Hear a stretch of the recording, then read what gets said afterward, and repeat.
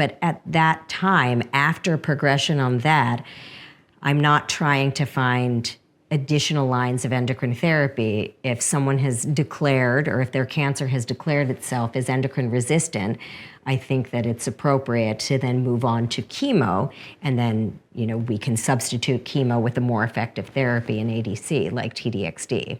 Yeah, that makes sense. It's interesting you say that. I recently saw a patient exactly this who was on endocrine therapy plus a CDK4/6 inhibitor in the adjuvant setting and had disease progression on adjuvant CDK4/6. And so in the metastatic setting, the question was, what next? Right. And if it's chemo, then I would use an ADC. Right, right. And I think that you presented the subgroup analysis at SABCS this past year about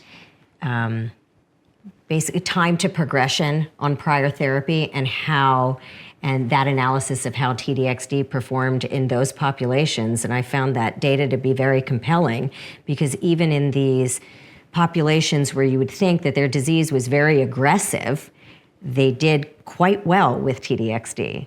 Yeah, that's exactly correct. So DESTINY-Breast06 did allow patients who had rapid progression on first-line regimen, or like the patient we were talking about, someone who's on adjuvant therapy with the CDK4/6 inhibitor and then has recurrence in the first 2 years.